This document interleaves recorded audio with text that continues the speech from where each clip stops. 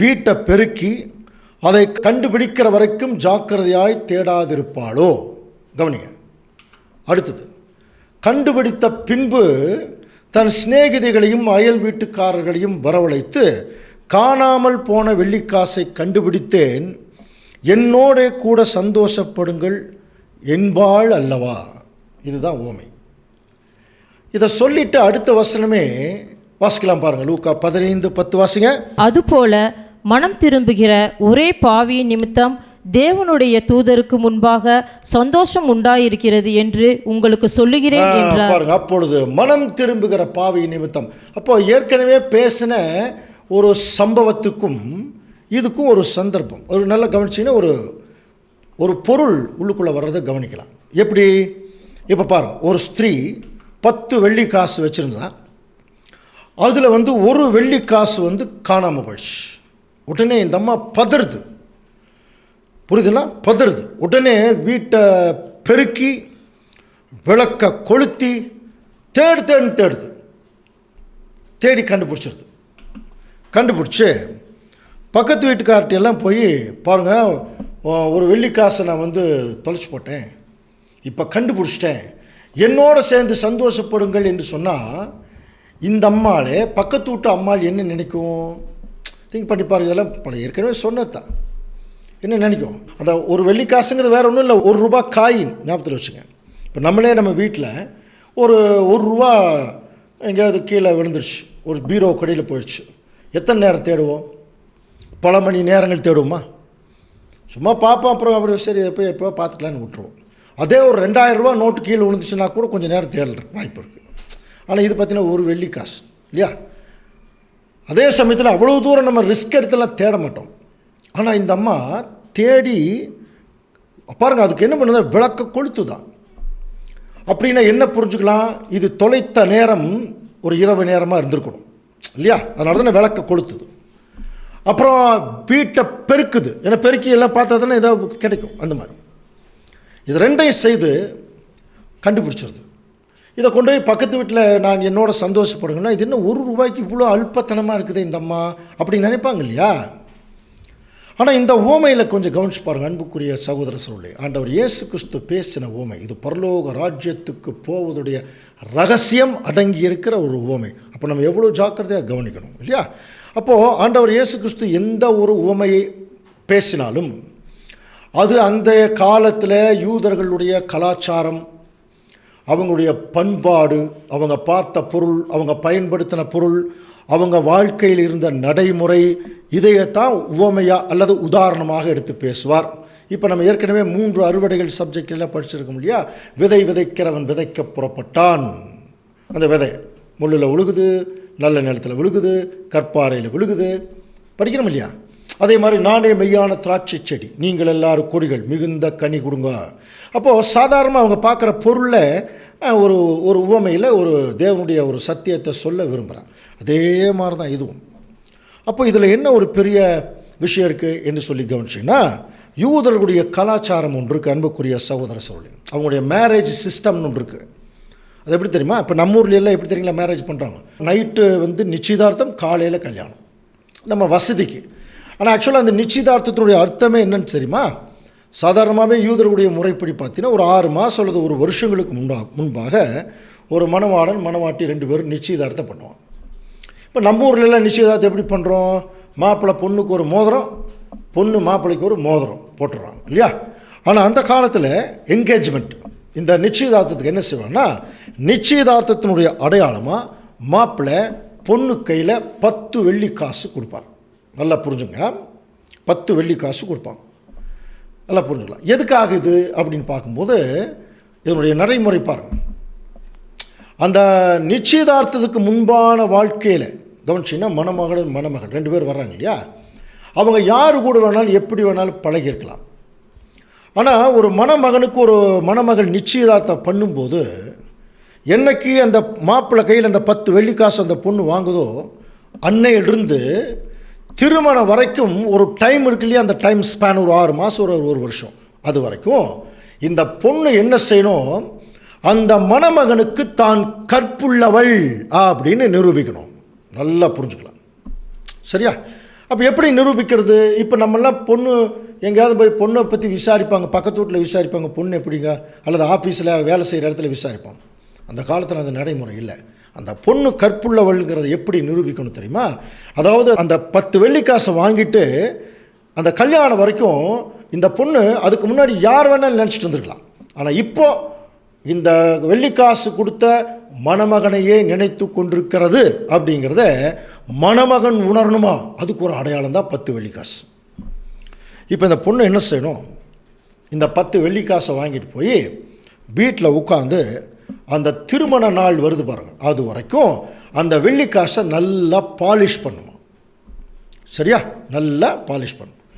Polish பண்ணிவிட்டு கல்யாணத்தன்னைக்கு மாப்பிள்ளை வருவார் வீட்டுக்கு. அப்போ இந்த பொண்ணு என்ன செய்யணுமா, இந்த 10 வெள்ளிக்காசை நெத்தியில் கட்டிட்டு மணமகனுக்கு முன்பாக போகணும். அப்போ அந்த மணமகன் பார்த்துட்டு அந்த 10 வெள்ளிக்காசு பல பல பல பல பலன்னு மின்னும் இல்லையா, அதை பார்த்தோன்னே எப்படி நினச்சிப்பாருன்னா, ஓ இந்த பொண்ணு ஒவ்வொரு நாளும் என்னையே நினச்சிட்டு இருந்துருக்குது, அதனால தான் இந்த காசெல்லாம் பல பல பலன்னு மின்னுது. அந்த மணப்பெண்மை அன்போடு தன்னுடைய மனைவியாக ஏற்றுக்கொள்வார். என்னாமோ ஒரு ஐடியா பண்ணியிருக்காங்க பாருங்க. அந்த காலத்தில் யாரும் போய் பொண்ணுடைய கேரக்டர் பார்க்க வேண்டியதில்லை, 10 வெள்ளிக்காசு பொண்ணுடைய கேரக்டரை சொல்லிடுவான். அப்போ அந்த பொண்ணு என்ன செய்யும், எவ்வளோ ஜாக்கிரதையாக அந்த 10 வெள்ளிக்காசை நல்லா பாலிஷ் பண்ணி அது கொண்டு வரும். புரியுதுங்களா? இப்போ பாருங்கள், இதில் ஒரு காசு தொலைஞ்சா எப்படி இருக்கும், இதைத்தான் ஆண்டவர் சொல்ல வரார். ஒரு காசு தொலைஞ்சா என்ன ஆகும், கல்யாணமே நின்று போயிடும் இல்லையா? அதனால தான் அந்த பொண்ணு பதறுது, உடனே வீட்டை பெருக்குது, அப்புறம் விளக்க கொளுத்துது, தேடுன்னு கண்டுபிடிச்சிருச்சு.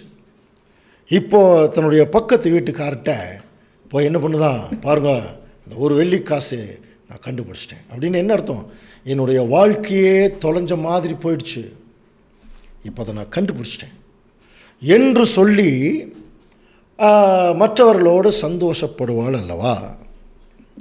இது அன்றைக்கு இஸ்ரேல் ஜனங்களுடைய வாழ்க்கையில் நடந்த திருமண முறையினுடைய ஒரு பகுதி.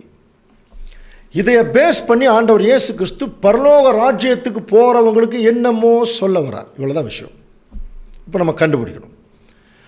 அன்புக்குரிய சகோதர சகோதரி, அப்படின்னா இந்த மாதிரி உவமைகள் எல்லாம் பிரத்யேகமாக யாருக்காக சொல்லப்பட்டதுன்னா திருச்சபையின் பிள்ளைகள். அவங்க எப்படி இருக்கணும், எப்படி நடந்துக்கணும், எப்படி கிறிஸ்துவுக்கு ஒரு மணவாட்டியாக இருக்கணும். நம்ம ஏற்கனவே படிச்சிருக்கணும் இல்லையா, கிறிஸ்து மணவாளன், அவருடைய சபை மணவாட்டி. அந்த அடிப்படையில் இப்போ இந்த சத்தியத்துக்குள்ளே நம்ம போனோம்னா ரொம்ப ஈஸியாக புரிஞ்சுக்கலாம். அப்படின்னா இந்த 10 வெள்ளிக்காசு வைத்திருந்த இந்த ஸ்திரீ யார்? நமக்கு ஸ்திரீ அப்படின்னாலே நமக்கு யாரை தான் குறிக்கும்? அன்புக்குரிய சகோதர சகோதரர்களே, யாரை தான் குறிக்கும்? நம்முடைய திருச்சபையின் மக்கள் இல்லையா? அப்போது அந்த திருச்சபையின் மக்கள் ஒரு ஸ்திரீ அப்படின்னா, அப்புறம் ஆண்டவர் இயேசு கிறிஸ்து ஒரு புருஷன், அது நமக்கு புரியும் இல்லையா? புருஷன் யார்? கிறிஸ்து. இப்போது இந்த சபைக்கும் கிறிஸ்துவுக்கும் ஏதாவது கற்புள்ள உறவு இருக்கா? இதை குறித்து பாருங்கள். 2 கொரிந்தியர் 11ஆம் அதிகாரம் 2ஆம் வசனம் வாசிக்கலாம். நான் உங்களை கற்புள்ள கன்னிகையாக கிறிஸ்து என்னும் ஒரே புருஷனுக்கு ஒப்புக்கொடுக்க நியமித்தபடியால் உங்களுக்காக தேவ வைராக்கியம் கொண்டிருக்கிறேன். அன்புக்குரிய சகோதர சகோதரர்களே, பார்த்தீங்கன்னா அந்த கற்புள்ள கன்னிகை பவுல் சொல்றார் பாருங்க, நான் உங்களை கற்புள்ள கன்னிகையாக, இல்லையா, கற்புள்ள கன்னிகையாக கிறிஸ்து என்னும் ஒரே புருஷனுக்கு. அப்போ புருஷன் கிறிஸ்து, அவருடைய சபை கற்புள்ள கன்னிகை. அது ரொம்ப முக்கியம். வர்றவங்க போகிறவங்க எல்லாம் கிறிஸ்துவுக்கு மனவாட்டி ஆக முடியாது, கற்புள்ளவர்கள் மட்டும்தான். அப்படின்னா இந்த யூத முறையில் நடத்தக்கூடிய இந்த கல்யாணம் மாதிரியே தான் ஆவிக்குரிய ஒரு திருமணம் கூட இந்த பூமியில் நடக்குது. நல்லா புரிஞ்சுக்கலாம். அப்போ இந்த ஆவிக்குரிய திருமணத்தில் ஆவிக்குரிய மணவாளன் கிறிஸ்து, ஆவிக்குரிய மணவாட்டி அவருடைய சபை. அப்படின்னா ஆட்டுக்குட்டியானுடைய கல்யாணம் வந்தது படிச்சிருக்கோம் இல்லையா? அதை கிறிஸ்து 2ஆம் வருகையில் அவருடைய மணவாட்டி அவருக்கு கூட எடுத்துக்கிறார். அப்படின்னா இந்த திருமணத்திற்கு முன்பாகவே இங்கே ஒரு நிச்சயதார்த்தம் நடந்திருக்கணும்ல, இல்லையா? அது எப்போ நடந்தது? அது நம்ம புரியணும். அதனால தான் அந்த நிச்சயதார்த்தத்துக்குரிய அடையாளம் கவனித்து பார்க்கும்போது ஒரு ஸ்திரீ 10 வெள்ளி காசை உடையவளாயிருந்து, இல்லையா? அப்போது அந்த நிச்சயதார்த்தத்தினுடைய அடையாளமே கவனித்து பார்த்தீங்கன்னா வெள்ளி காசு தான். அப்போது ஆண்டவர் இயேசு கிறிஸ்துவுக்கும் நமக்கும் எப்போ தெரியுமா நிச்சயதார்த்தம் நடந்தது? அவருடைய முதல் வருகை. முதல் வருகையில் வரும்போதே மணவாளனாகிய கிறிஸ்து தன்னுடைய மணவாட்டி, முதல் மணவாட்டி சபைங்கிறது அப்போஸ்தலர்லேருந்து ஆரம்பிக்குது, அது தெரியும் இல்லையா? ஸோ அவர்கள் கையில் முதல் அந்த 10 வெள்ளி காசை கொடுத்தார். இன்றைக்கி அது நம்ம கையில் இருக்குது, சரிங்களா? அப்படின்னா வெள்ளி காசு எதை குறிக்குது சொல்லுங்கள் பார்க்கலாம். வெள்ளி காசு, வெள்ளி நம்ம நிறைய சப்ஜெக்டில் படிச்சிருக்கோம் இல்லையா? வெள்ளி எப்பொழுதுமே எதை குறிக்கும்? வேத வசனம், இல்லையா? ஸோ அதற்கு ஆதாரமாக சங்கீதம் 12ஆம் சங்கீதத்தில் 6ஆம் வசனம் பாருங்கள். கர்த்தருடைய சொற்கள் மண் குகையில் 7 தரம் உருக்கி புடமிடப்பட்ட வெள்ளிக்குப்பான சுத்த சொற்கள், இல்லையா?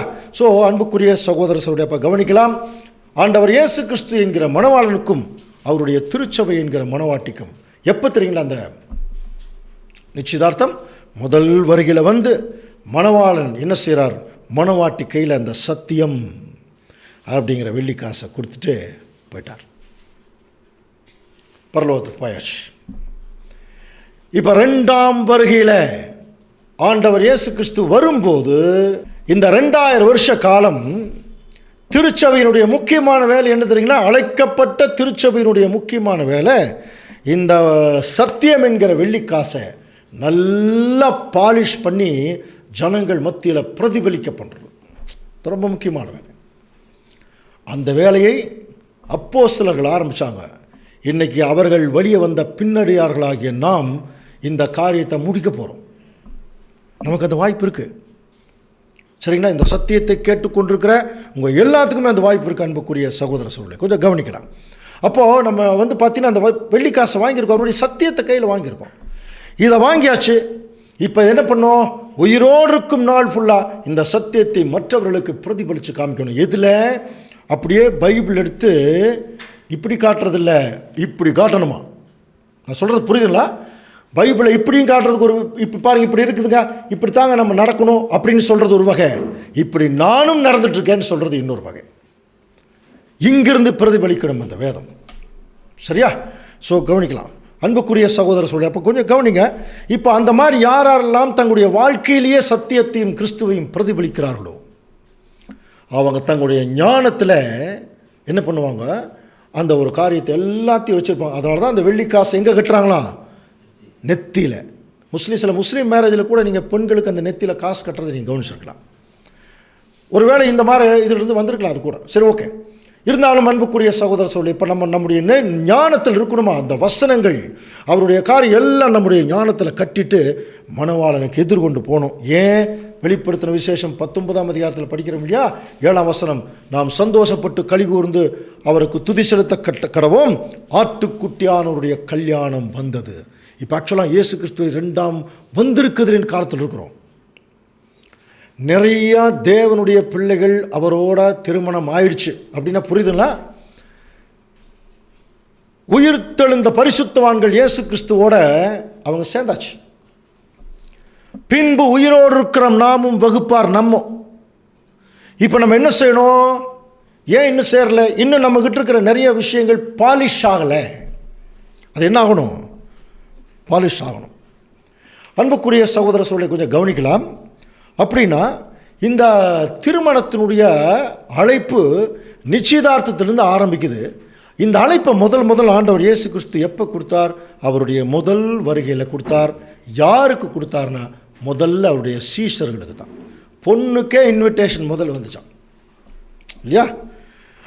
அது எப்படி கூப்பிட்டுருக்கார் ஆண்டவர் இயேசு கிறிஸ்து? என் பின்னாடி வர்ற பொண்ணு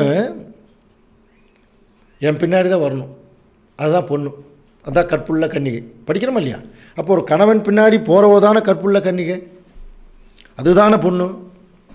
அப்போ எப்படி போகணும்? அந்த பொண்ணுன்னாலும் எப்படி இருக்கணுமா? பாருங்கள், வசனம் வாசிக்கலாம். லூக்கா 9:23. பின்பு அவர் எல்லாரையும் நோக்கி, ஒருவன் என் பின்னே வர விரும்பினால் அவன் தன்னைத்தான் வெறுத்து தன் சிலுவையை அனுதினமும் எடுத்துக்கொண்டு என்னை பின்பற்ற கடவன். இதுதான் பொண்ணு. இப்போ பொண்ணு கணவன் கூட வரணும்னு என்ன பண்ணும்? எல்லாத்தையும் விட்டுட்டு கணவன் பின்னாடி தான் போகணும். அதுதான் பொண்ணு. எல்லாரும் அப்படி வர்றதுக்கு ரெடியாக இருக்காங்களா? எதையும் விடுவதற்கு கிறிஸ்தவர்கள் தயாராக இல்லை, இல்லைங்களா? ஆனால் பாருங்க, நம்ம பேதர் இருக்கார் பாருங்க, அருமையான பொண்ணு. சீசர்கள் அருமையான பொண்ணு, அவங்கெல்லாம் அந்த மாதிரி. ஏன் அப்படின்னா கிறிஸ்து கூட்டனே வந்துட்டாங்க பாருங்க. அதனால தானே கேட்டாங்க, எல்லாவற்றையும் விட்டு விட்டு உங்கள் பின்னாடி வந்தமே எங்களுக்கு என்ன கிடைக்கும் பாருங்க. அப்போது அப்படியே வந்துட்டாங்க, எப்படி ஒரு மாப்பிள்ளை கூப்பிட்டோன்னே வந்த மாதிரி.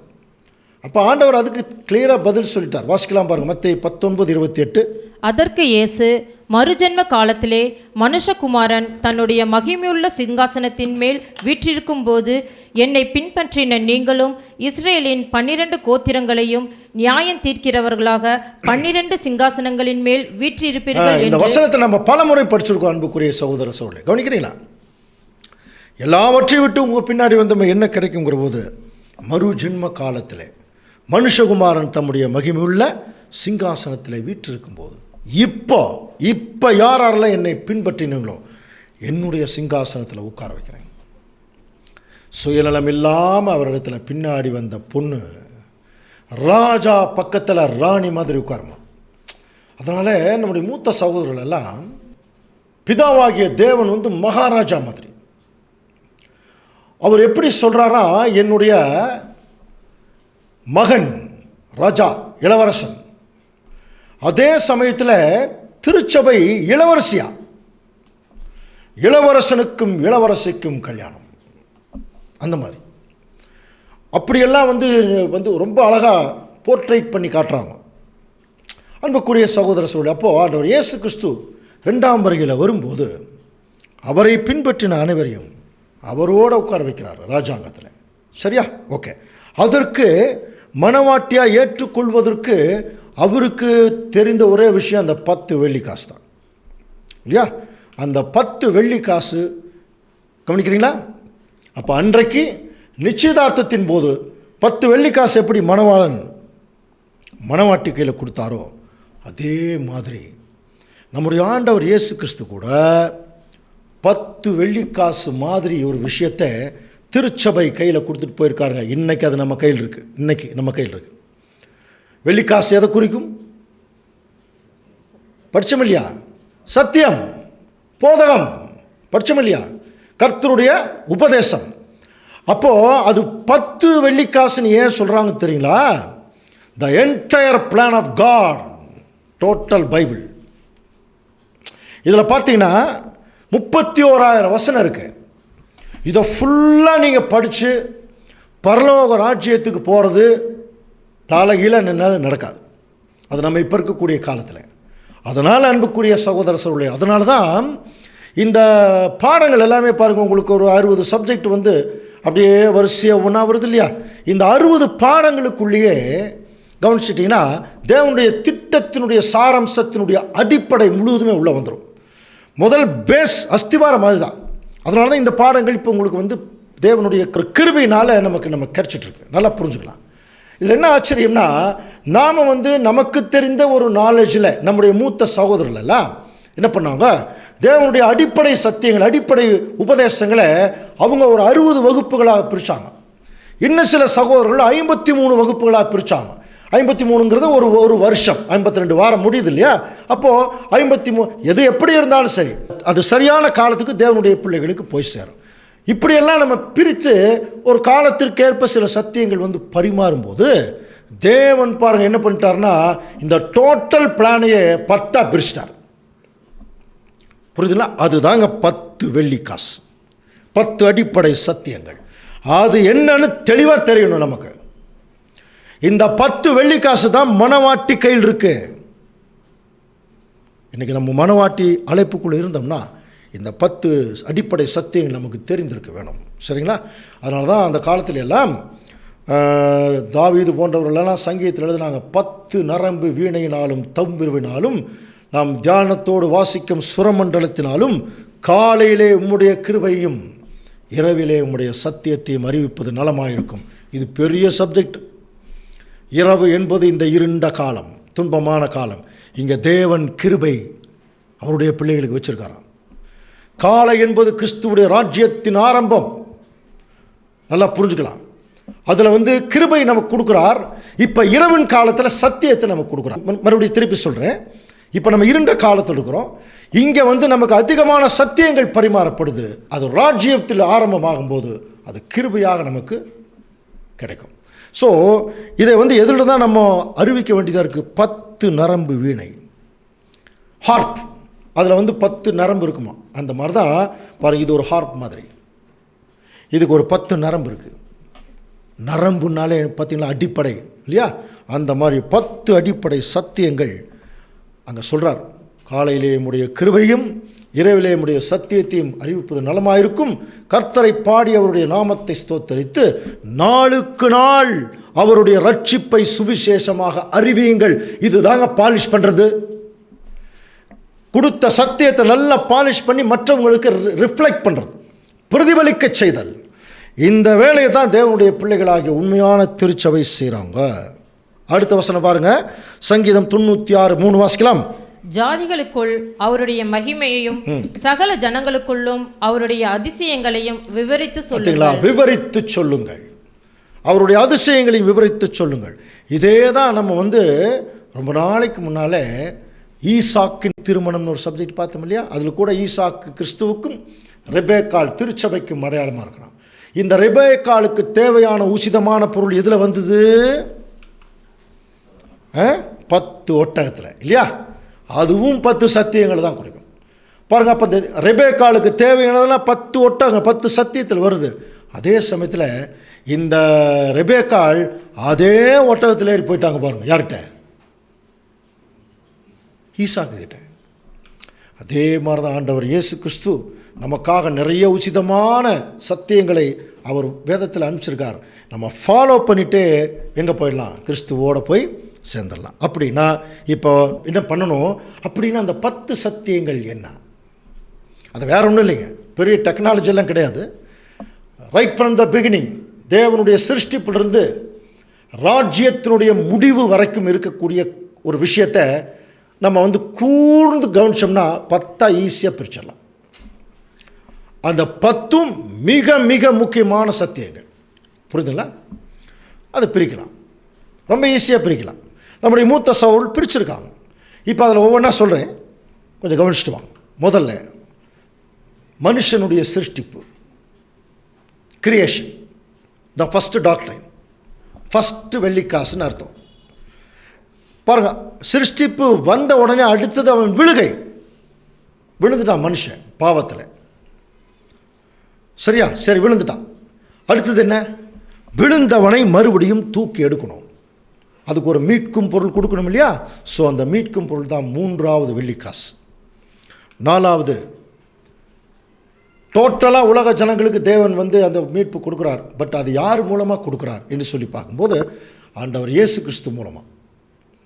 இயேசு கிறிஸ்து என்ன செய்கிறார்னா, அவர் மட்டும் தனியாக இந்த வேலையை செய்யாமல் தன்னோட தன்னுடைய மனைவியும் அழைக்கிறார். அதாங்க திருச்சபையினுடைய அழைப்பு. வந்த திருச்சபையின் மக்கள் தேவனோட ஒப்புரவாகணும். ஃபஸ்ட் அதுதான் ஞானஸ்தானம். இது இப்போ டீட்டெயிலாக ஒன்றா பார்க்கலாம். அடுத்தது பார்த்தீங்கன்னா, உண்மையான கடவுள் யார்? இது மேஜர் டாக்டரின் பைபிளில். இயேசு கிறிஸ்து யார்? ஃபுல்லாக தெரியணும் கிறிஸ்துவை பற்றி. அவருடைய முதல் வருகை, எதுக்கு வந்தார், என்ன காரியம், எல்லாமே தெரியணும். பிதாவாகிய தேவன் எப்படிப்பட்டவர், அட்ரிபியூட்ஸ் ஆஃப் காட்னு சொல்லுவாங்க. அவருடைய கேரக்டர் என்ன, எல்லாம் தெரியணும். அடுத்தது 8வது ஆண்டவர் இயேசு கிறிஸ்துடைய 2ஆம் வருகை. சரி, 2ஆம் வருகையில் வரும்போது என்ன செய்கிறார்? அவருடைய ராஜ்யத்தை இந்த பூமியில் ஏற்படுத்துகிறார். அவருடைய 1000 வருஷ அரசாட்சி. சரிங்களா? கடைசியாக 1000 ஆண்டு அரசாட்சியில் உலக ஜனங்கள் எல்லாம் உயிர் தெழுப்பும் போது அதுலேயும் கீழ்ப்படியாத ஒரு வகுப்பார் 2ஆம் மரணத்துக்கு போகிறாங்க. அதாங்க 10வது டாக்டரின். சரியா? இதுதான் 10 வெள்ளிக்காசு. ரொம்ப சிம்பிளாக பிரிக்கலாம். இப்போ நம்ம ஒவ்வொன்றா ஒரு 2 வசனத்தில் பார்த்து முடிக்கலாம். சரியா? இப்போ முதல்ல கவனித்து பார்க்கும்போது முதல் வெள்ளி காசு என்னென்னா மனிதனுடைய சிருஷ்டிப்பு. நமக்கு நல்லா தெரியும், தேவன் தமது சாயலாகவும் தமது ரூபத்தின்படியையும் மனுஷனை படித்தார். ஏன் மனுஷனை படித்தார் கேள்வி எத்தனை முறை கேட்டிருப்போம். மல்கியால் படிக்கிறோம் இல்லையா? அவர் ஒருவனை அல்லவா படைத்தார், ஆவி அவருக்குள் பரிபூர்ணமாக இருந்ததே, பின்னையே ஒருவனை படித்தார், ஒரு தெய்வ பக்தி உள்ள சந்தை. அப்போது தேவனுடைய அல்டிமேட் எய்ம், முழு முதற் திட்டம், நோக்கம் என்னென்னா மனுஷனை அவன் மனுஷன்லேருந்து ஒருத்தன் மனுஷனை படித்தார் இல்லையா? அதில் பார்த்துங்க 2 பேருன்னு சொல்ல, ஒருத்தர் தான். ஏன்னா ஆதாமுக்குள் இருந்தால் ஏவாள் வெளியே எடுக்கப்பட்டிருக்காங்க. அப்போ அந்த ஒரு மனுஷனுடைய சந்ததி வெளியே வருது. அந்த சந்ததியிலிருந்தே ஒரு தெய்வ பக்தி உள்ள சந்ததியை உருவாக்கணும் தான் தேவனுடைய திட்டம். அதனால் மனுஷனை படைச்சார், டெஸ்ட்டு எல்லாம் நமக்கு தெரியும். ஆனால் அடுத்த பாகத்திலே நம்ம பார்க்கும்போது மனுஷன் தேவனுடைய சித்தப்படி என்ன ஆயிட்டான், விழுந்து போயிட்டான். இதில் நல்லா கவனிச்சோம்னா ரோமர் 5:12 வாசிக்கிறோம் இல்லையா? இப்படியாக மனுஷனாலே பாவமும் பாவத்தினாலே மரணமும் உலகத்திலே பிரவேசித்தது போல படிக்கிறோம் இல்லையா? நிறைய பேர் என்ன கேள்வி கேட்பாங்க, ஆதாம் செஞ்ச பாவத்துக்கு நான் ஏன் சாகணும் அப்படின்னு கேட்பான். ஆதாம் மட்டும் பாவம் செய்யலை, எல்லா மனுஷரும் பாவம் செய்தபடியால், பாருங்கள் அந்த வசனம், மரணம் எல்லாருக்கும் வந்துடுச்சு. அப்போ எல்லாருமே என்ன ஆயிட்டாங்க, ஆதாமுக்குள் எல்லாரும் மரிக்கிறது போல உலகம் முழுவதும் அந்த மரணம் பாருங்கள் இன்னைக்கு வரைக்கும் எல்லாரும் மரணத்துக்குள்ளே போயிட்டுருக்காங்க. மரணம் என்றாலே சோகம், அழுகை, சஞ்சலம், வருத்தம், பரிதாபம் தான் மரணம். மனுஷனுக்கு அது வந்துருச்சு. தேவன் மேலிருந்து பார்க்குறார், ஐயோ இந்த மனுஷன் இப்படி ஆயிட்டானே, இவனை எப்படியாவது மேலே கொண்டு வரணும் என்கிற போது தேவனுடைய சட்டம் முடியவே முடியாதுன்னு சொல்லுது. அவருடைய அன்பு ஏதாவது மனுஷனை மீட்பதற்கு வழி இருக்கிறதா என்று சட்டத்துக்கிட்ட பேசுதான். அதுக்கு சட்டம் சொல்லுதான் ஒரு வழி இருக்கு. ஒரு மனுஷன் பண்ண பாவத்தினால எல்லாரும் பாவிகளாக்கப்பட்டது உண்மைன்னா, அதுக்கு பதிலாக அதே மாதிரி ஒரு பூர்ண மனுஷன் இங்கே வந்து அந்த கீழ்ப்பிடுதலை காட்டணும், அது ஒன்று தான் வழின்னு சட்டம் சொல்லிச்சான். அந்த சட்டத்துக்கு சட்டத்தை ஏற்படுத்தின தேவனே கீழ்ப்படிஞ்சு மீட்கும் பொருளாக தம்முடைய சொந்த குமாரன் இந்த பூமியில் கொடுக்குறார். பயங்கரமான டாக்டரின் இது இல்லையா? படிச்சிருக்கோமா இல்லையா? 1 தீமோத்தேயு 2:5 தேவன் ஒருவரே, தேவனுக்கும் மனுஷருக்கும் மத்தியஸ்தர் ஒருவரே. எப்படி முடிக்கிறார்? எல்லாரையும் மீட்கும் பொருளாக தம்மை ஒப்பு கொடுத்த மனுஷனாகிய கிறிஸ்து இயேசு அவரே. அன்புக்குரிய சகோதரர்களுடைய முதல்ல அந்த பாவ மனுஷன் பார்த்தீங்களா, ஆதாம் மனுஷனாக இருந்து பாவ மனுஷனாயிட்டார். அவர் செய்த 3 தவறுகள் இந்த படத்தை பார்த்தீங்கன்னா தெரியும். என்ன தவறு செஞ்சார்? முதல் தலையில் இதை சாப்பிட வேண்டான்னு சொல்லும்போது ஏவாளின் மூலம் அந்த நியூஸ் வருது, மைண்டில் ஏற்றிட்டார். உடனே கையில் அந்த பழத்தை வாங்கிட்டார். கையில் பாவம், காலில் தேவனுடைய சன்னிதானத்தை விட்டு போயிட்டார். புரியுதுங்களா? 3 இடத்துல, தலையில், கையில், காலில், 3 இடத்துல பாவம். அப்போ 3 இடத்துல தண்டனை, வலி. ஒரு பாவம்னாலே ஒரு வலி இருக்கணும். அந்த வலியை ஆண்டவர் இயேசு கிறிஸ்து பாருங்க, தன்னுடைய சிலுவையில் தலையில் செய்த பாவத்திற்காக அவருடைய தலையில் முள்முடி வைக்கப்பட்டது. கையில் செய்த பாவத்திற்காக அவருடைய கைகளில் ஆணி அடிக்கப்பட்டது. கால்கள் செய்த பாவத்துக்காக அவருடைய கால்கள் ஆணி அடிக்கப்பட்டது. 3லிருந்தும் இரத்தம் வெளிப்பட்டது. ஸோ ரொம்ப அருமையான ஒரு வசனம். ரோமருக்கு எழுதின நிருபம் 5:19 வாசிக்கலாம் பாருங்க. அன்றியும் ஒரே மனுஷனுடைய கீழ்ப்படியாமையினாலே அநேகர் பாவிகளாக்கப்பட்டது போல ஒருவருடைய கீழ்ப்படிதினாலே அநேகர் நீதிமான்களாக்கப்படுவார். பாருங்க, ஒரே மனுஷனுடைய கீழ்ப்படியாமையினாலே அநேகர் பாவிகளாக்கப்பட்டது உண்மை. இப்போ தேவன் சொல்றார், அதுக்கு பதிலாக நீங்கள் எல்லாரும் கீழ்ப்படிஞ்சா நீங்கள் வந்து நீதிமான்கள் ஆயிரலாங்கிற போது எல்லாரும் அதுக்கு தயாராக இல்லைங்க. பலவீனர்கள் எல்லாருமே பாவத்தில் விழுந்துட்டாங்க. இப்போ தேவன் என்ன சொல்கிறார்? அதுக்கு பல ஒருத்தர் கீழ்ப்படிஞ்சா போதும். அந்த ஒருத்தரையும் மனுஷன் கொடுக்க முடியல, யாருமே கொடுக்க முடியல. அதையும் தேவன் தாங்க கொடுத்தார். மீட்கும் பொருளாக தேவன் தன்னுடைய பிள்ளைகளுக்கு ஆண்டவர் இயேசு கிறிஸ்துவே கொடுத்து ஒரு பெரிய தியாகத்தை பண்ணார். இது 3வது டாக்டரின். சரியா? இப்போ ஆண்டவர் அந்த தியாகத்தில் மேலே வந்துட்டார். இப்போ என்ன செய்கிறார்? தியாகம் பண்ணது மட்டும் இல்லை, 2000 வருஷத்துக்கு முன்னாடி ஒரு மரித்து போனார். அப்போ இது வரைக்கும் யாருமே எதுக்குமே நடக்கலையே. அது நம்ம ஏற்கனவே இந்த மீட்கும் பொருள் சப்ஜெக்டில் படிச்சிருக்கிறோம். ஆண்டவர் இயேசு கிறிஸ்து தன்னுடைய உயிரை டெபாசிட் பண்ணியிருக்கார். அந்த ஒரு மெச்சூரிட்டி டைம் எப்போ? இந்த 2ஆம் உலகத்தினுடைய முடிவு வரும்போது மெச்சூரிட்டி டைம். ஏன்னா நாளைக்கு பிறக்கிற குழந்தையை செய்கிற பாவத்துக்கும் இயேசு கிறிஸ்து மரித்திருக்கிறார். ஸோ அப்போ 2ஆம் உலகம் முடியும் போது அந்த டெபாசிட் என்ன ஆகும்? திரும்பி வரும். ஆண்டவர் இயேசு கிறிஸ்து என்ன செய்ய போகிறாரா? எல்லா உலக ஜனங்களை உயிர்த்தெழுப்ப போகிறார். உயிர்த்தெழுப்பி அவர்களை தேவனிடத்தில் கொண்டு வரணும். அப்படி கொண்டு வருவதற்கு இயேசு கிறிஸ்துடைய சாட்சி பிதாவாகிய தேவனுடைய சார்பாக இருக்கும். இந்த உலக ஜனங்கள் சார்பாகவே ஒரு சாட்சியை தேவன் வந்து இந்த உலக ஜனங்கள் கொடுக்க விரும்பினார். அந்த சாட்சி தாங்க திருச்சபை. திருச்சபையினுடைய அழைப்பு. இந்த பூமியிலேயே பாவத்தில் வாழ்ந்தவங்க கிறிஸ்துவுக்கு கீழ்ப்படிஞ்சு தேவனுக்கு கீழ்ப்படிஞ்சு நடந்து காட்டி அதன் மூலம் உலக ஜனங்கள் தேவனிடத்தில் வர்றதுக்கு ஒரு பெரிய ஒரு வாய்ப்பு. அதனால தான் முதல்ல அந்த வாய்ப்பை யாருக்கு கொடுக்குறாருன்னா திருச்சபைக்கு. ஒருவன் என்னை பின்பற்ற விரும்பினால் அவன் தன்னைத்தான் வெறுத்து தன் சிலுவை எடுத்துட்டு. இது எல்லாருமே அந்த அழைப்புக்குள்ளே வரணும்னு நினைக்கிறீங்களா? வர முடியுமா? முடியவே முடியாது. பைபிள் ஒரு வசனம் இருக்கு, வாசிக்கலாம் அன்புக்குரிய சகோதர சகோதரர்களே. யோவான் 17ஆம் அதிகாரம் 6ஆம் வசனம். நீர் உலகத்தில் தெரிந்தெடுத்து எனக்கு தந்த மனுஷருக்கு உம்முடைய நாமத்தை வெளிப்படுத்தினேன். அவர்கள் உம்முடையவர்களாய் இருந்தார்கள். அவர்களை எனக்கு தந்தீர். அவர்கள் உம்முடைய வசனத்தை கை கொண்டிருக்கிறார்கள். பாருங்க, நீர் உலகத்திலே தெரிந்தெடுத்து எனக்கு தந்த மக்களுக்கு. ஸோ கவனிக்கிறீங்களா? Selected by God. தேவன் தெரிந்து கொண்ட பிள்ளைகளா நம்மெல்லாம். அவங்க யாருன்னு சொல்கிறார்? அவர்கள் உம்முடையவர்கள்ங்கிறார். ஆண்டவர் இயேசு கிறிஸ்து சொல்கிறார், அவங்க என்னுடையவங்க கூட இல்லை, உம்முடையவர்கள். அவர்களை எனக்கு தந்தீர். அந்த மாதிரி ஒரு வகுப்பாருக்கு ஒரு அழைப்பை தேவன் கொடுக்குறார் பாருங்க. அந்த அழைப்புக்குள்ளே தான் நம்ம வந்திருக்கோம். திருச்சபையினுடைய அழைப்பு. 4வது டாக்டரின், 4வது வெள்ளிக்காசு. இதெல்லாம் பல மின்னணும். இதுக்கு நிறைய வசனம் இருக்குது. இப்போ என்ன செய்யணும்? இப்போ நம்ம ஜஸ்ட்டு 2 வசனம் பார்க்குறோம் இல்லையா? இது ஒரு சப்ஜெக்டாக என்ன பண்ணணும்? எடுத்து பல வசனங்கள் மூலம் விவரிக்கணும் ஜனங்கள்கிட்ட. அது ஏற்கனவே விவரிச்சாச்சு. அதனுடைய சுருக்கத்தை தான் இப்போ பார்க்குறோம். அடுத்தது பார்த்தீங்கன்னா முக்கியமான ஒரு டாக்டரின் என்னென்னா, விசேஷமாக திருச்சபையினுடைய பிள்ளைகள் என்றைக்கு அவர்கள் உம்முடையவர்கள் ஆண்டவர் இயேசு கிறிஸ்து சொன்னாரோ அன்னைக்கே தேவனுடைய பிள்ளைகள் என்ன செய்யணும்? தங்களுடைய பாவ நிலைமையிலிருந்து விடுபட்டு தேவனுக்கென்று தங்களை ஜீவ பலியாக ஒப்பு கொடுப்பதனுடைய அடையாளம் தான் ஞானஸ்நானம். இதே ரோமருக்கு அவர் எழுதும்போது மீறுதல் பெருகும்படி நியாயப்பிரமாணம் வந்தது, அப்படி இருந்தும் பாவம் பெருகின இடத்தில் கிருபை பெருகிட்டுன்னு முடிக்கிறார். இதை நிறைய பேர் எப்படி தப்பாக புரிஞ்சுக்கிறதுக்கு வாய்ப்பு இருக்குன்னா, பாவம் எங்கே அதிகமாக பெருகுதோ அங்கே கிருபை அதிகமாக இருக்குமா. அப்போ நமக்கு கிருபை அதிகமாக வேணும்னா என்ன செய்யணும்? பாவம் செய்யணும். அதா அந்த அர்த்தமா? அப்படித்தான் நிறைய பேர் நினைக்கிறாங்க. இந்த வசனத்தோடு முடிச்சிட்டோம்னா அது அப்படித்தான். ஆனால் அடுத்தது பாருங்க, 6ஆம் அதிகாரத்தில் சொல்லுவார், ஆகையால் என்ன சொல்லுவோம்?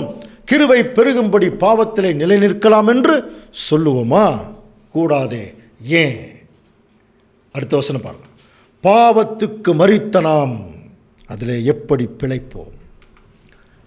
கிறிஸ்து இயேசுவுக்குள்ளாக ஞானஸ்தானம் பெற்ற நாம் அனைவரும் அவருடைய மரணத்திற்குள்ளாத ஞானஸ்தானம் பெற்றதை அறியாமல் இருக்கிறீர்களா? மேலும் பிதாவின் மகிமையினாலே கிறிஸ்து மரித்தோரிலிருந்து எழுப்பப்பட்டது போல, ஆவிக்குரிய சரீரத்தில் எந்திரிச்சார் இல்லையா, அந்த மாதிரி இப்போ நம்ம எப்படி இருக்கணுமா?